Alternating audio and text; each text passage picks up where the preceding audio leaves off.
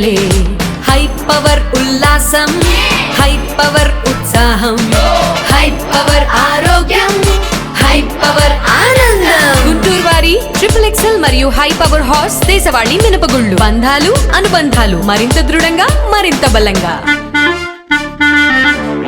భారత రాజ్యాంగ నిర్మాత డాక్టర్ బిఆర్ అంబేద్కర్ కు నిజమైన వారసుడు దేశ ప్రధాని నరేంద్ర మోడీ అని బీజేపీ నాయకులు వల్లూరి జయప్రకాష్ నారాయణ చెరుకూరి తిరుపతిరావు స్పష్టం చేశారు. ఎందుకంటే ఆయన ఆశయాలను మోడీ ప్రభుత్వం చిత్తశుద్ధితో అమలు చేస్తుందని చెప్పారు. ఆయనకు భారతరత్న బిరుదు ఇచ్చింది బీజేపీ ప్రభుత్వం అని గుర్తు చేశారు. డాక్టర్ బిఆర్ అంబేద్కర్ 134వ జయంతి పురస్కరించుకొని గుంటూరు లాడ్జి సెంటర్లోని ఆయన విగ్రహానికి బీజేపీ నాయకులు పూలమాలలు వేసి ఘనంగా నివాళులర్పించారు. ఈ సందర్భంగా వల్లూరి జయప్రకాష్ నారాయణ చెరుకూరి తిరుపతిరావు మీడియాతో మాట్లాడుతూ అంబేద్కర్ జీవితాన్ని ఆవిష్కరించారు. ఆయన స్మృతులు భావితరాలకు తెలిసేలా అనేక కార్యక్రమాలకు ఎన్డీఏ ప్రభుత్వం శ్రీకారం చుట్టిందన్నారు. బడుగు బలహీన వర్గాలకు సంబంధించిన ప్రజలందరినీ కూడా ఆర్థికంగానే కాదు సామాజికంగా రాజకీయంగా కూడా ముందుకు తీసుకురావాలని వారు ఏదైతే ఆశించారో దానికి భిన్నంగా గత కాంగ్రెస్ ప్రభుత్వం ప్రజలందరినీ కూడా వంచిస్తూ రాజ్యాంగ నిర్మాత అయినటువంటి అంబేద్కర్ గారిని అవమానిస్తూ ఎన్నో కార్యక్రమాలు చేపట్టింది.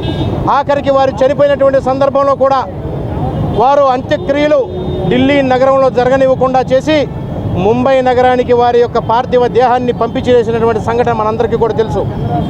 అయితే తర్వాత వచ్చినటువంటి భారతీయ జనతా పార్టీ ప్రభుత్వం వారికి కనీసం అంబేద్కర్ గారికి గత ప్రభుత్వం కాంగ్రెస్ ప్రభుత్వం భారతరత్న ఇవ్వడానికి నిరాకరించి వారి ఫోటోను కూడా పార్లమెంట్లో పెట్టడానికి నిరాకరించినటువంటి పరిస్థితుల్లో వాజ్పేయి గారి యొక్క మద్దతుతోటి భారతీయ జనతా ప్రభుత్వం మొట్టమొదటిసారిగా 1990లో థర్డ్ ఫ్రంట్ పేరుతోటి వచ్చిన సందర్భంగా అంబేద్కర్ గారి యొక్క చిత్రపటాన్ని పార్లమెంట్లో పెట్టించినటువంటి ఘనత భారతీయ జనతా పార్టీది. అదేవిధంగా తదనంతరం ఏదైతే అంబేద్కర్ గారు ఆశించారో అంబేద్కర్ గారు చెప్పినటువంటి ఆలోచనలు ఉన్నాయో సర్వమాత సమానత్వం సర్వ మానవ సమానత్వం అని వారు ఏదైతే చెప్పారో భారతీయ జనతా పార్టీ స్ఫూర్తికి దగ్గరగా ఉన్నటువంటి పరిస్థితి.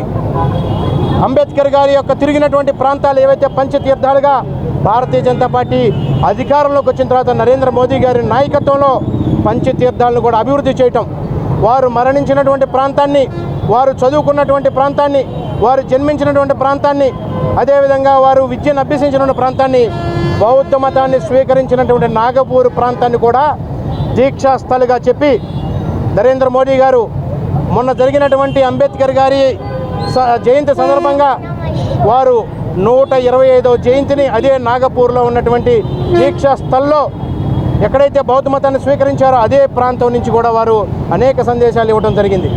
మనందరికీ కూడా తెలుసు ఏ రకంగా కాంగ్రెస్ పార్టీ ఈ దేశంలో ఉన్నటువంటి దళితుల్ని బడుగు బలహీన వర్గాల్ని శాశ్వతంగా అదే స్థానంలో ఉంచేటటువంటి ప్రయత్నం చేసిందో దానికి భిన్నంగా నరేంద్ర మోదీ గారి నాయకత్వంలో అధికారంలోకి వచ్చిన తర్వాత స్టాండప్ ఇండియా పేరుతోటి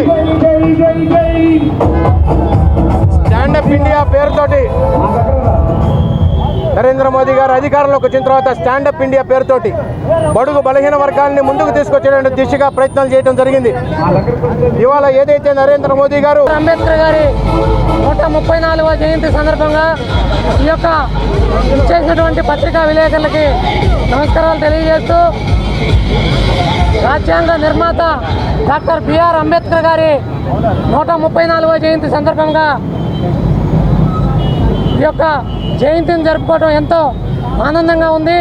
వారు భారత రాజ్యాంగాన్ని రచించి ప్రపంచ మేధావిగా ఎదిగినటువంటి వ్యక్తి.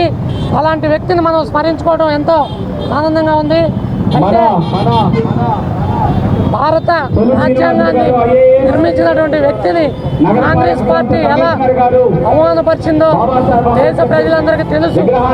కానీ కాంగ్రెస్ పార్టీ గత 40-50 సంవత్సరాలుగా ఆ రాజ్యాంగాన్ని తూట్లు పొడిచి దాదాపు 84-85 సార్లు రాజ్యాంగాన్ని సవరణ చేసింది. వాళ్ళ స్వలాభం కోసం. అలాగే భారతీయ జనతా పార్టీ నరేంద్ర మోడీ గారు వచ్చిన తర్వాత 14 సార్లు రాజ్యాంగ సవరణ చేయడం జరిగింది. అయితే రాజ్యాంగ సవరణ ఎందుకు చేశామంటే ఎస్సీ ఎస్టీల కోసం పార్లమెంట్లో బిల్లు ప్రవేశపెట్టడానికి, అలాగే మహిళా బిల్లు ప్రవేశపెట్టడానికి, అలాగే ఇంకా ఎన్నెన్నో మంచి కార్యక్రమాలు నరేంద్ర మోడీ గారు చేస్తున్నారు. అయితే ఈ 40 సంవత్సరాల నుంచి కాంగ్రెస్ చేసినటువంటి దుర్మార్గాలను